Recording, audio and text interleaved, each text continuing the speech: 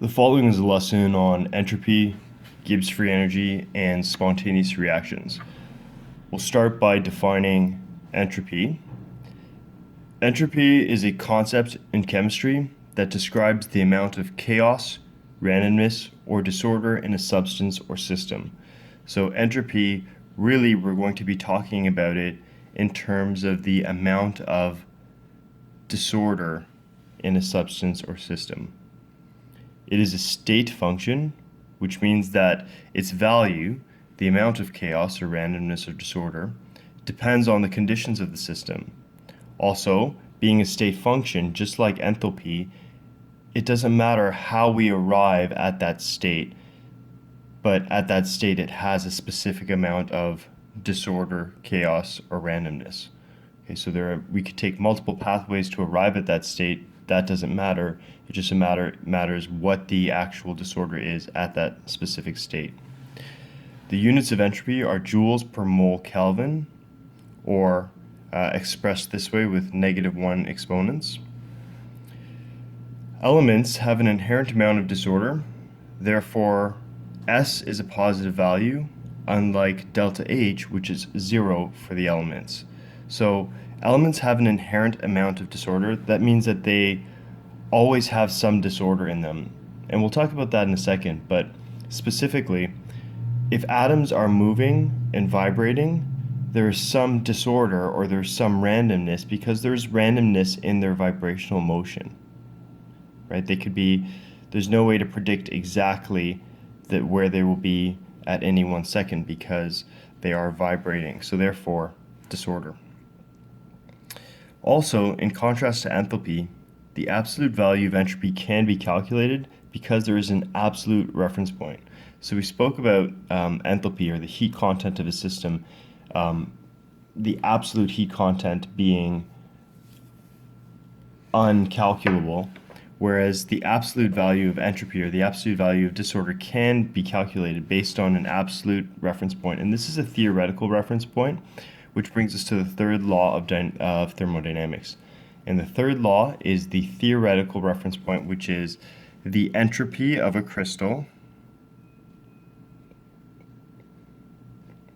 of a perfect crystal at 0 Kelvin is 0 joules mole Kelvin. So, and the reason for this is because a perfect crystal, so a perfect crystal lattice, means that there are no flaws in that crystal lattice, therefore no disorder. And at 0 Kelvin, well, at 0 Kelvin, everything stops moving, or matter ceases to move, which means that you have eliminated disorder, movement disorder as well, right? So we have everything that is perfectly ordered in a crystal lattice, and we have 0 movement. Therefore, perfect crystal is perfectly ordered. 0 Kelvin, no movement. Therefore, no disorder. And everything else has disorder in comparison to this reference point. So this is the thermodynamic reference point. Continuing on with the theme of disorder, we can look at a system and how it experiences an increase in entropy, or an increase in disorder, in the following examples. So what would cause a system to have more disorder in it? Well, the first thing, and probably most intuitively, is that if you increase the temperature, you're going to have more disorder because there is more random motion of particles in the system, right? If there's more temperature, that means that there's a greater kinetic energy, which means particles are moving with greater energy, and therefore there's more random motion. You can also change the state of the system. If you go from a solid to a liquid, that creates more disorder because solid, the particles are packed closer together, there is less disorder, but then once you go to a liquid, the particles are able to move more, that creates more disorder. If you go from a liquid to a gas, well, gas particles are further apart, they have more kinetic energy, and therefore there's more disorder in that system. And you can skip the middle step and go straight from solid to gas, like sublimation, and that also creates more disorder. If you increase the volume of a gaseous system, you are going to increase the amount of disorder as well, because the gas particles will expand to fill that volume. And again, there's more disorder because there's less predictability in where they would be. Okay, so as they fill up that volume, they are going to be moving around, and they're more, and there's hard to really predict exactly where they'll be. So there's less order there. If you look at a chemical reaction that produces more moles of product, so an example of that would be like ammonia decomposing to form, so we'll say 2 decomposing to form nitrogen and hydrogen. Well, we have more moles of a gas, and if you have more particles in the system, there's inherently more disorder there, because each particle has its ability to vibrate, to move, so therefore each particle has will increase the disorder of the system. Whereas larger particles, they're slightly more ordered because there is less individual parts that can, move and create disorder. If you have a complex molecule being broken down,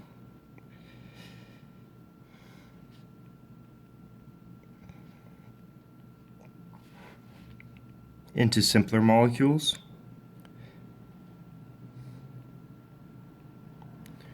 okay, this is a variation on this one. Again, a complex molecule is more ordered because it has more chemical bonds, so atoms are held in more fixed locations, whereas if it gets broken down into simpler molecules, then again, those individual parts have inherently more disorder because they have more freedom to move around. Next one, solid reactants becoming liquid or gaseous products. Again, a variation on this one. So in a chemical reaction, if you take solid reactants and you end up with liquid or gaseous products, you've created more disorder because the products inherently will have more disorder in them. So like less predictability in where they'll be and their type of movement, etc. So we've qualitatively discussed what a change in entropy means in terms of disorder. Let's look at the actual calculation and the sign convention for entropy. So delta S means a change in entropy, and the sign convention means negative and positive, right? Like the negative sign and the positive sign, what do they mean? Well, if your delta S is negative, so if we have delta S, which is less than 0, meaning it is negative, so that means the change in entropy is negative. So you have a decrease in the change of entropy. So if entropy is decreasing, that means that disorder is decreasing. So that means you have more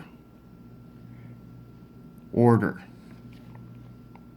or less disorder. They obviously mean the same thing. If your delta S is positive,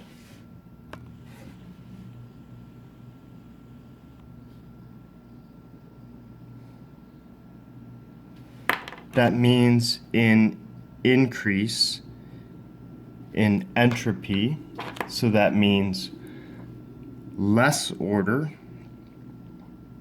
or more disorder. So this is the sign convention for entropy. So if we have a delta S that is negative, that means we are creating more order. Or if delta S is positive, that means we have more disorder or less order. We've created disorder or chaos. Okay. When you qualitatively state the increase, you can qualitatively state the increase in entropy of a system, sometimes simply by inspection. So if we take a look at this reaction, sodium bromide as a solid, well, that's an ionic compound as a solid, breaking up into its individual ions in solution. So what this is asking us to do is this going to be more order or is this going to be less order? Let's think about that for a second. We have sodium bromide, which is an ionic compound, right? And we know that ionic compounds have crystal lattices. Now again, that isn't necessarily a perfect crystal lattice. We only really get the perfect crystal lattice at 0 Kelvin, and that again is a theoretical example. But we have a crystal lattice here, and it's breaking up into individual ions in solution. So if you think of it, you have to ask yourself the question, is this going to create more order or less order? Well, if you go from crystal lattice to individual ions, that's going to be less order. So your delta S should be positive. Okay, so you should have more disorder. Okay, you have a positive change in entropy. And the reason is because the ordered crystal lattice breaks up into individual ions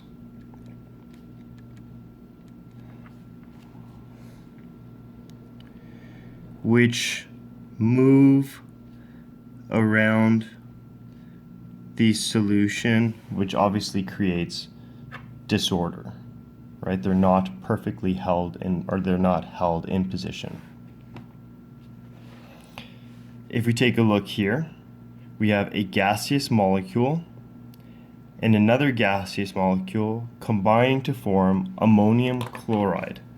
And again, ammonium chloride, because it's made up of the ammonium ion and the chloride ion, this again also forms a crystal lattice. Well, if we are forming a crystal lattice from gaseous particles which have a lot of disorder because they're moving around very quickly in random motion, and we're creating an ordered substance, you likely will have guessed that this means a negative entropy, so less disorder.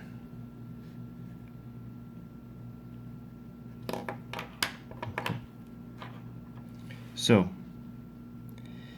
gaseous reactants forming a solid ordered crystal lattice.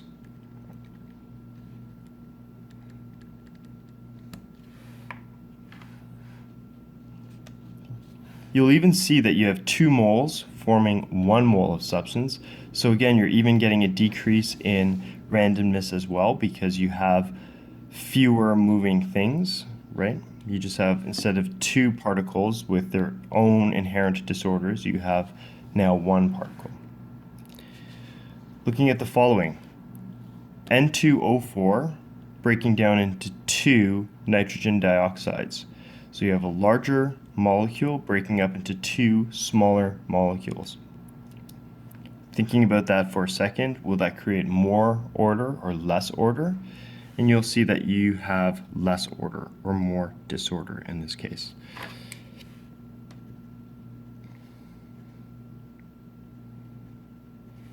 Okay. And you get, again, more moles of product.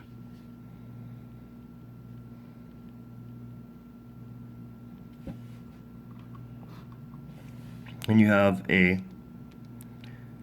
larger molecule, larger molecules being broken down into simpler ones.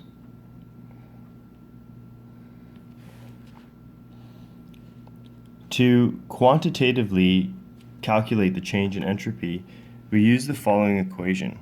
So this looks very similar to our Hess's law equation, and that relates back to the fact that entropy is a state function. So again, it doesn't matter how we get there, it just matters what the value is at that pressure and temperature. So if we want to calculate the change in entropy, we look at the absolute entropy of the products multiplied by the moles minus the entropy of the reactants multiplied by their moles. Okay, and note here that this right here is the absolute value. These are absolute values, not delta S's as they were in entropy, right? So in entropy, in enthalpy, you had N delta H, but in this case, we were doing the calculations with absolute entropies. So to find the change in entropy, we use our absolute values, not just the change, okay? So calculate the entropy change for iron 3 oxide plus carbon forming iron solid and carbon monoxide gas. Well, just qualitatively looking at this, we have two solids reacting to form a solid and a gas. So I'm going to predict that we're going to have a positive change in entropy. We're going to have more disorder because I'm forming a gas, and gaseous substances tend to have more disorder.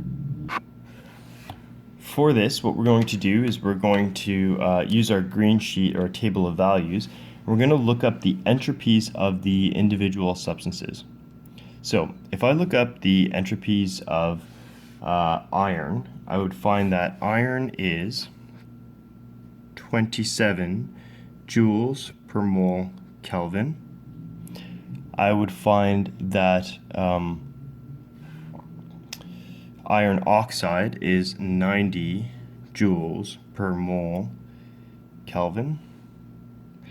I would find that carbon is 5.69 joules per mole Kelvin.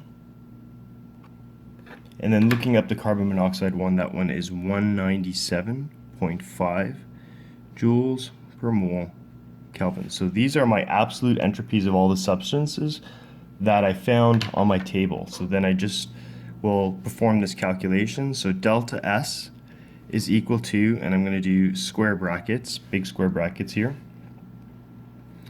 2 moles of iron times its absolute entropy, 27 joules per mole Kelvin, plus 3 moles of carbon monoxide times 197.5 joules per mole Kelvin. Okay, and I'm going to subtract that from 3 moles of carbon times 5.69 joules per mole Kelvin plus 1 mole of iron 3 oxide times 90 joules per mole Kelvin. I'm going to close those brackets. Okay. And then I'll do my calculation. And my calculation yields 540.78 joules per mole Kelvin. And you might be asking, why is the mole still in there? Because you'd see that the moles would have been canceled. But again, the delta S for this entire reaction is for every 1 mole of iron 3 oxide, or for every 1 mole of whatever has a 1 stoichiometric coefficient in this reaction. Okay? So for every 1 mole of iron 3 oxide that reacts according to this reaction, this is the increase in entropy. As we can see, it's a positive value, which is what I predicted, right? It's positive, so that means that there is more disorder. And that makes sense because I've created gaseous particles which have more disorder to them. At this point, you might be wondering, well, why are we learning about inherent amounts of order or disorder? And it actually ties to something that we've learned previously about potential energy, or enthalpy, right? And it allows us to predict whether chemical reactions will happen spontaneously or not. So that's what brings us to this part of our lesson, using thermodynamics to predict whether a reaction will occur. You may have asked yourself the question, why do some reactions happen and some reactions don't? And really it has to be, you have to perform an energy analysis on the equation to see whether the reaction will be a spontaneous reaction or whether it will be a non-spontaneous reaction. So let's read what it says here.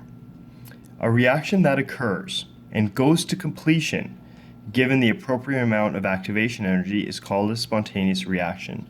So for example, if you give a spark in a car engine, right, with gasoline and oxygen, the gas will burn, right? So if you light a match with the appropriate amount of friction energy, and of course these are the activation energies to start the reaction will continue to go by itself, unhindered, right? If you drop sodium metal in water, it will react until all of the sodium has been used up, or alternatively, if water is your limiting reagent, until water has been completely used up. These are called spontaneous reactions. They go on their own once given the right amount of activation energy. These spontaneous reactions will occur naturally. Reactions whereby a continuous amount of energy must be inputted to cause them to happen are called non-spontaneous reactions. So in order for those reactions to happen, you have to constantly be inputting energy to drive those reactions. So for example, the production of ATP in the body requires constant energy input. ATP, if you're not familiar with it yet from biology, if you're taking biology, ATP is the molecule in the body that is involved in aerobic respiration, which gives us our energy, right? So in order to produce ATP, which we need for cellular respiration, which is the process that gives our cells energy to live, the production of this molecule requires constant energy input, which means we have to constantly be eating to produce ATP in our body for our cells to live. So the constant energy input is obtained or achieved through eating. Okay. Another example of a spontaneous reaction and a non-spontaneous reaction is in your cell phone. The cell phone battery, when you turn it on, there's a chemical reaction that takes place in your battery to provide your cell phone with energy. And that happens spontaneously. As soon as you turn it on, the chemical reaction starts happening and electrons basically start to move, which gives the amount of energy to power your cell phone. But when your cell phone's battery is dead, so when it is at 0%, the reaction has gone to completion. No more electrons will be moving. You do not have energy to power your battery. Well, how do we recharge our battery? Well, we plug it in and we reverse it by, if the forward reaction was spontaneous, so the battery's reaction to give it energy was spontaneous, it happens naturally once you turn your phone on.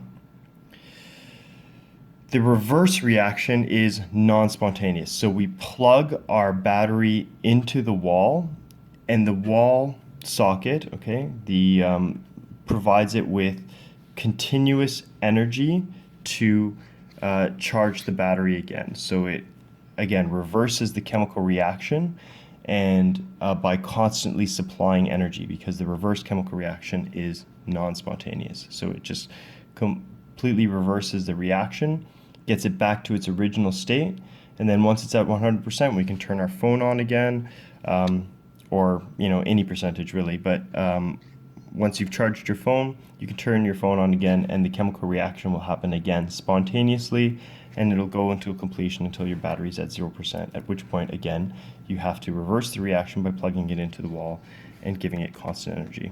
Okay. So the big picture here, or the question is, why are some reactions spontaneous and some reactions are non-spontaneous?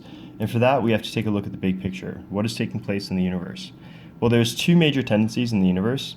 I mean, that's a gross simplification. There are other major tendencies in the universe, but with respect to our lesson, these are the two major simplifications that we're going to look at. The tendency towards thermal equilibrium, which means that everything has the same temperature. Potential energy tends to decrease spontaneously. So naturally, things typically move to a lower potential energy, and delta H's tend to be negative. Right? Objects do not spontaneously or very randomly or naturally gain potential energy without some input of energy. Okay? They tend to decrease in potential energy. So for example, right, this is again another simplification, right? But my pen here will never spontaneously just lift up and increase its potential energy, right? That doesn't happen naturally. I must input energy for that to happen. So in the universe, things always go towards lower potential energy, right? So this always moves with its potential energy gradient. So it will always tend towards going to lower potential energy. So if I remove this table, the pen would fall. There's also a tendency towards randomness and chaos. So randomness or disorder tends to increase naturally, and delta S's tend to be positive. Okay. In the universe, we don't have a spontaneous increase in order. So things do not become randomly more ordered. In fact, generally over time, the opposite holds true naturally, that things become more disordered. So chaos generally increases over time. And if you don't want chaos to increase over time, you have to input energy to prevent chaos from happening. So the classic example, and the one found at the front of your package right here, is this individual's messy room, and it says, and he says, "I blame entropy." So this is a common example used in, just to give a sense of entropy, that your room naturally becomes more messy over time. So your room becomes more disordered over time, right? It is not likely that your room is going to randomly clean itself up spontaneously. So if you want to clean up your room, or if you want to create energy, you must, or if you want to create order, you must input energy to create order within your room. Okay. The other example is a deck of cards. If you drop a deck of cards, they will become more disordered, right? If you drop a deck of cards, they do not randomly put themselves into order. Okay, they become more disordered, and in order to put them into order, you must input energy. So this leads us to our second law of thermodynamics, which is that in the universe, the entropy is always increasing. So the disorder of the universe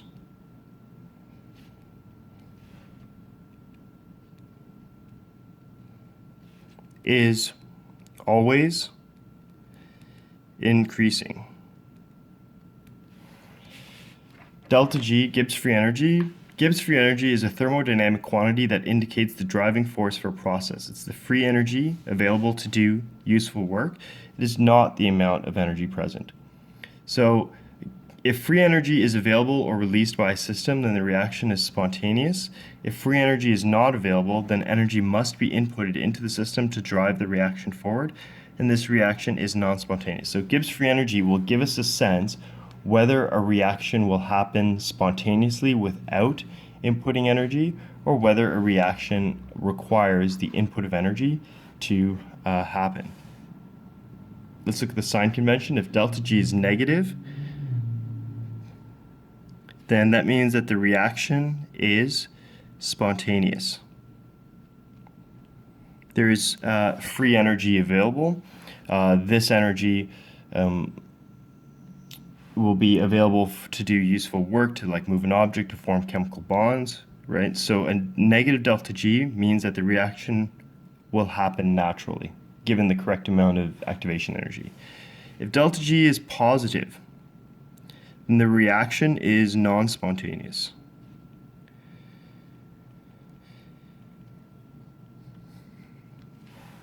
Okay, and that means that you must constantly input energy. So the Gibbs-Helmholtz equation is delta G is equal to delta H minus T delta S. So this has both factors that we just talked about over here, right? Delta H's, it incorporates the concept of potential energy, and it also incorporates the concept of entropy to look at whether or not a reaction will happen naturally. So this equation accounts both for the enthalpy factor and the entropy factor to determine whether a process will be spontaneous or not. We can look at this equation and determine the spontaneity of a reaction by looking at the values for delta H and delta S. And T, by the way, T is the temperature in Kelvin. So if you ever have questions, in this case, we have to convert the temperature into Kelvin. Okay. So if our delta H is negative, that means we are decreasing potential energy. Okay, so that's favorable by the universe, which means that this tends to happen. And if our delta S is positive, okay, so we have a decrease in potential energy and we have an increase in disorder. Both of those things naturally happen in the universe. That means that this reaction or this process generally will take place naturally because we are lowering the potential energy and the disorder is increasing. If we even just look at the signs, negative delta H minus T times a positive number, so this term is going to be negative. So a negative, okay, and then subtract a number and it will get even further negative. Delta G will be negative. This is a spontaneous reaction. So yes, this is a spontaneous reaction. Anything that is decreasing in potential energy, increasing in disorder will be negative. If we have something that is, if we increase the potential energy and we decrease the disorder, okay, so that means that we have a positive value here minus T times a negative value. Well, minus T times a negative value here, that will create an overall positive term. So positive term plus positive term, that means my delta G will be positive. That will be definitively a non-spontaneous reaction. And that makes sense because, again, we are increasing the potential energy and we're decreasing the disorder. Both things go opposite to what naturally happens in the universe. So that would require a constant input of energy for it to take place. There's two other cases now that are going to, that will be ambiguous.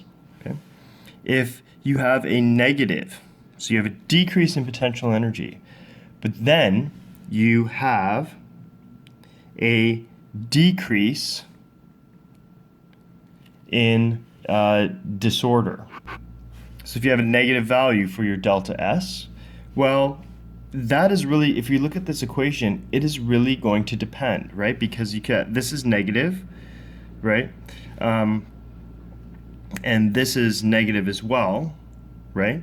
Well, that would create a positive term here, but you would have to look at how big that negative term is here to determine whether or not this will be negative, right? So delta G could be negative, or you could have a situation where this is negative and this is negative as well, but it actually ends up being quantitatively the same value as your negative. So negative, negative, so negative, that becomes positive. That could actually create 0.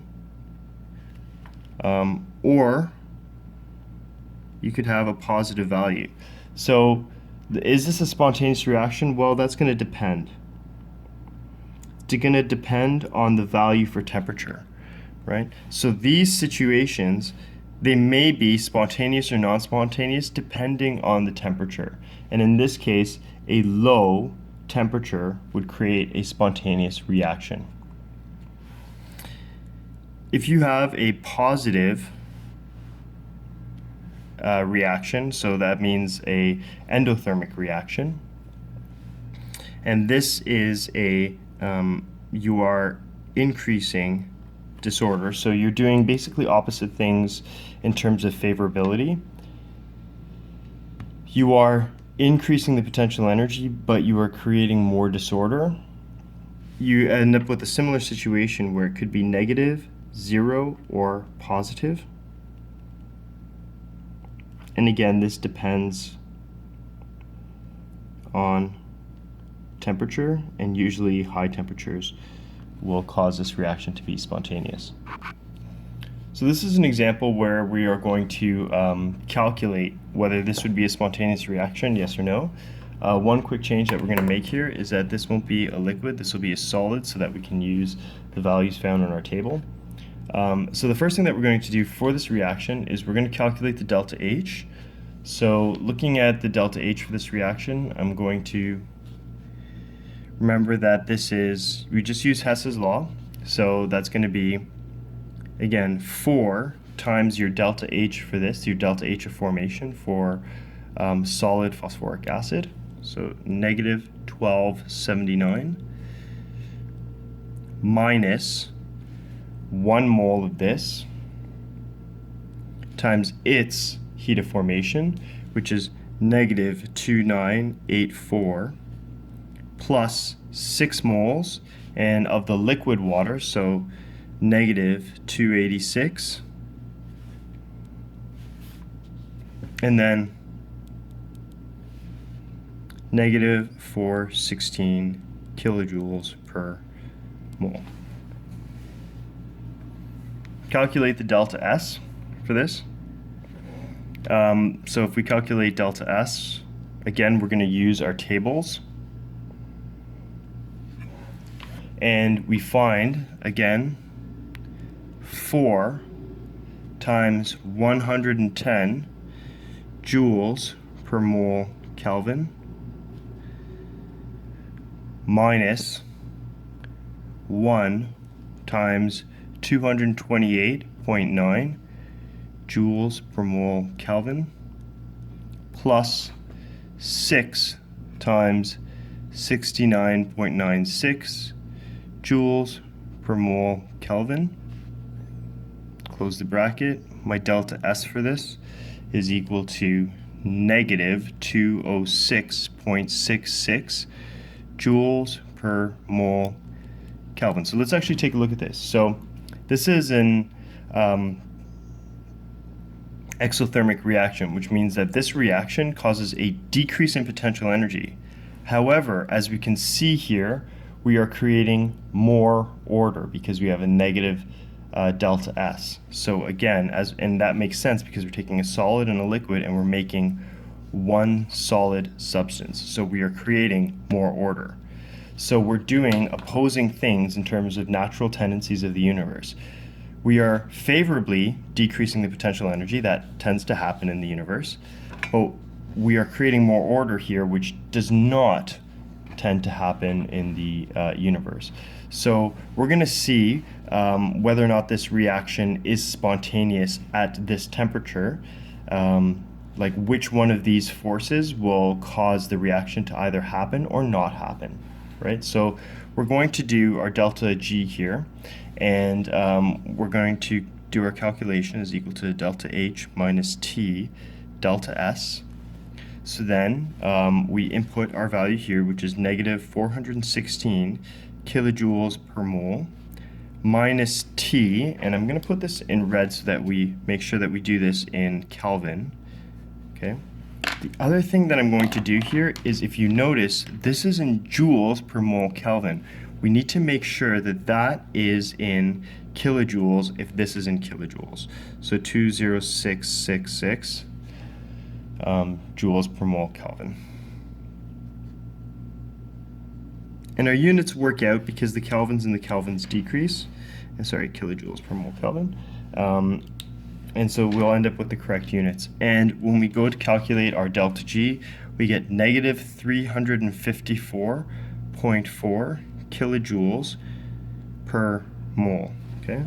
So again, our delta G is negative, therefore this reaction is spontaneous. And what causes this reaction to happen naturally? Because we're creating more order. Well, that's because the overall decrease in potential energy drives this reaction to completion. So even though there is some creation of order, the fact that you have a large decrease in potential energy causes this to be the driving force in reaction. Because we look, this term is so much more negative than this term, so this would cause this to become the driving force. So the following is the entropy and Gibbs free energy problem set. Again, answers for this can be found online.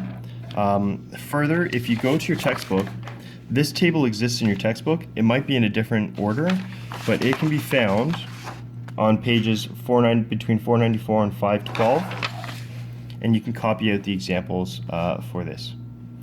There should be some time in class to go over this lesson, so if you feel you didn't understand a concept, make sure that you write your questions down, like I didn't understand this part, or I got lost around this point of the lesson because I don't understand where you're getting this from, or I don't understand. Make sure that you write those specific questions down because they can be really helpful when trying to help diagnose where the misconception lies.